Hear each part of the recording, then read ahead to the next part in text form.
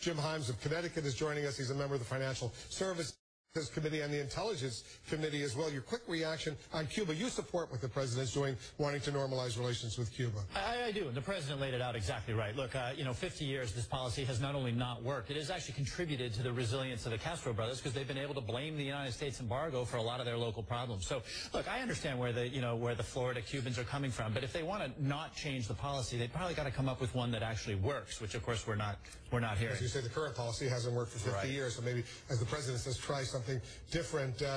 All of his tax increase proposals that he's putting out, those are dead on arrival in this Republican majority in the House and Senate, right? The Republicans are not going to raise taxes on rich people or increase banking fees or whatever on financial institutions to pay for increased tax benefits, let's say, for the middle class. They say that's a non-starter. Right. So, yeah, that's probably true. But I think the point of a speech like what the president said last night was to get people talking about the idea of making community college or just education generally more available to more people, right? Because if you get enough people asking that question, you can create alignment in the Congress that that's actually something we ought to do, at which point you eventually roll around to the question of how do you pay for it? And look, there's other ways to explain how to pay for it. I mean, I think everybody will agree. High school is free.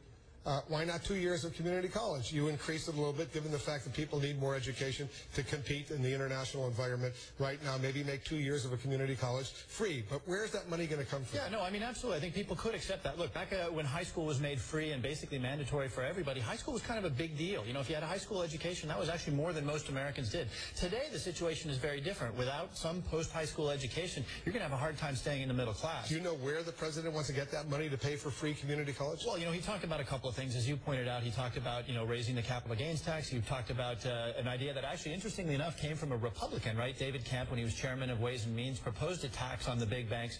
The pay-fors are usually the last things you talk about. Now, look, there's more than one way to skin that cat, right? If instead of raising taxes, if that's what the Republicans don't want to do, find programs that we can eliminate to pay for something that we all agree, if we do agree, that it's a good idea. I think everybody agrees. There's still a lot of waste in the government. You can find some ways to cut spending in order to pay for something critically important like that. Yeah, Wolf, although that's the easy way out for people like me. I mean, everybody likes talking about waste, fraud, and abuse because, who would be for waste, fraud, and abuse? The really tough stuff, of course, is if you're going to meaningfully change the budget, you, of course, are going to eat into somebody's cheese, right?